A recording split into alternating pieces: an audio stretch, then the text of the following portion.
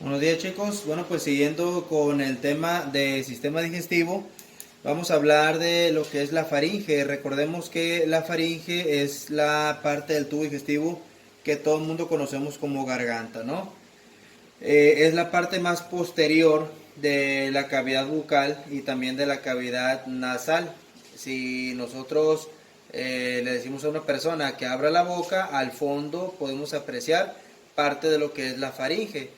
Y digo parte porque, bueno, la faringe tiene tres secciones, tres segmentos o tres partes, que son la parte que se comunica con la cavidad nasal, que va a recibir el nombre de nasofaringe, o también se puede llamar epifaringe, porque epi significa arriba, entonces es el segmento de más arriba de la faringe. Luego podemos tener la bucofaringe, o también llamada orofaringe, que es la parte de la faringe que está conectada con la cavidad bucal. Y también tenemos la laringofaringe, que es la parte de más abajo, o también se puede llamar hipofaringe, porque hipo significa debajo de. Y es la parte de la faringe que va a estar conectada con otro segmento del tubo digestivo que se llama laringe, ¿no? Por eso se llama así, laringofaringe o hipofaringe.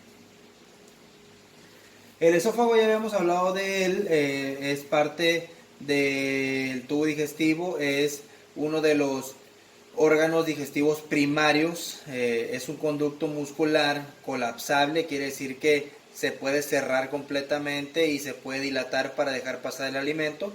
Dice que se localiza en plano posterior a la tráquea, o sea, detrás de la tráquea. La tráquea es una de las principales tuberías que lleva la oxigenación a los pulmones, y por detrás de la tráquea pues se encuentra el esófago. Los dos son una tubería, tanto la tráquea como el esófago.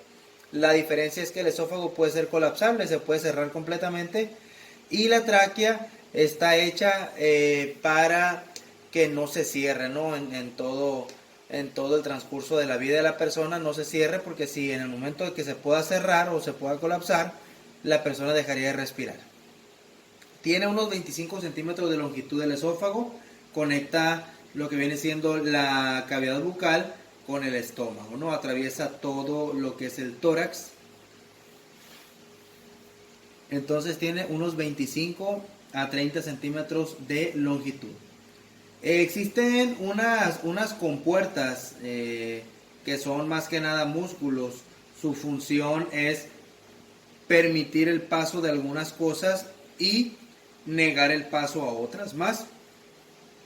Y se le llama esfínter esofágico superior. Es como una compuerta la cual está regulando el paso de alimento de lo que es la faringe al esófago.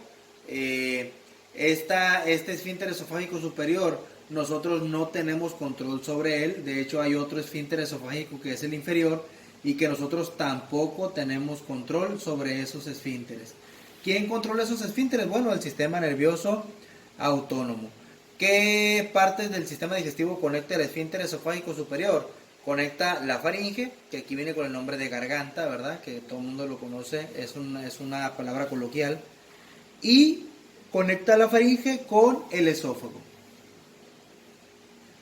Debemos de saber que el transcurso de paso de los alimentos de la boca al estómago no tarda mucho, depende de lo que estemos hablando o a qué tipo de alimento nos estemos refiriendo, porque los alimentos sólidos van a tardar un poco más de tiempo en transportarse a través de todo lo que es el esófago, y los líquidos son más rápidos, ¿no? Eso es obvio, porque pues no tienen una obstrucción como tal totalmente aquí en el esófago, ¿no? Los líquidos pueden tardar 4 segundos, los sólidos de 8 a 10 o hasta 12 segundos en bajar hasta el estómago.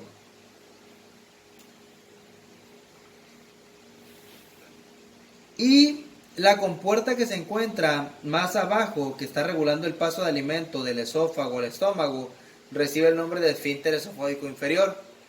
Ese esfínter esofágico inferior nosotros no tenemos regulación sobre él, no lo regulamos de manera voluntaria, ¿no? Entonces el esfínter tiene el esófago tiene dos esfínteres, uno arriba, que es el esfínter esofágico superior, que es este de aquí, que es el que conecta faringe con esófago, y tenemos uno abajo, que es el esfínter esofágico inferior, que conecta esófago con estómago.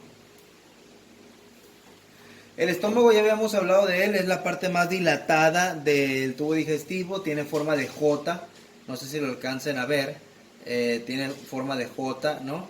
Dice que es la parte más distensible del tubo digestivo. ¿Qué quiere decir eso? Que es la parte que más se puede dilatar, ¿no? El estómago de una persona adulta puede almacenar o puede contener más o menos hasta 15 kilos de comida, ¿no? Entonces imagínense qué tanto se puede dilatar. Dice que por la parte de arriba se va a conectar con el esófago y por la parte de abajo se va a conectar con una parte del intestino delgado, un segmento que se llama duodeno, ¿no? El duodeno es el primer segmento del intestino delgado, ¿sí? Y es el que está conectando al estómago con el intestino grueso.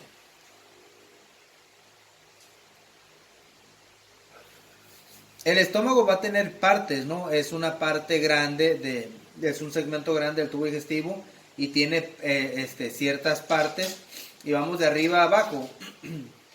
Tiene la parte de más arriba, se llama fondo o fundus del estómago. La parte más grande se va a llamar cuerpo. El cardias es una partecita que está conectando al estómago con el esófago, o sea, en cuanto pasa el alimento, el esfínter esofágico inferior va a entrar a lo que viene siendo el cardias, ¿no? El cardias es como que la antesala al cuerpo del estómago, que el cuerpo es la porción más grande, y la última porción del estómago se va a llamar píloro, ¿no? Que vamos a ver que se divide en dos, es el antro pilórico que está conectando, o sea que es la parte del píloro que está en contacto con el cuerpo, y está el conducto o canal pilórico, que es el que está en contacto con el primer segmento del intestino delgado, ¿no? Que es el duodeno. El estómago presenta dos curvaturas, esta curvatura es la menor y esta curvatura que es la mayor. El intestino delgado es la porción del tubo digestivo que está situado entre el esfínter pilórico. El esfínter pilórico vendría siendo esto de aquí, ¿no? Es una compuerta también que regula el paso del alimento del estómago al intestino delgado. Entonces está situado el intestino delgado entre el esfínter pilórico, que es el que está conectado con el estómago, y la válvula ileocecal. La válvula ileocecal es otro esfínter, o sea, es una compuerta que está regulando el paso de alimento del intestino delgado al intestino grueso. También es músculo y funciona como esfínter.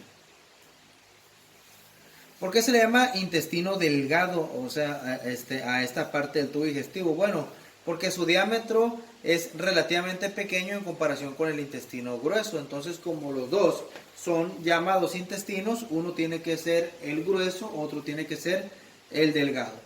Pero aún así, siendo la parte más delgada del tubo digestivo, el intestino delgado puede medir hasta 6 metros. O sea, es el que forma la mayor parte de la longitud del tubo digestivo. Dice que los primeros 20 a 30 centímetros a partir del esfínter pilórico van a formar el primer segmento del intestino delgado, que se llama duodeno. Luego sigue una porción larga que es el yeyuno, y luego sigue la porción más larga del intestino delgado, que es el ilio, ¿verdad? Vendría siendo esta parte moradita. Entonces, ¿cuáles son las tres partes del intestino delgado? El duodeno, que es el que está pegado al estómago y es el más cortito de los tres. Luego sigue el yeyuno, que es el segundo más largo, y luego encontramos al íleon, que es el tercer segmento del intestino delgado.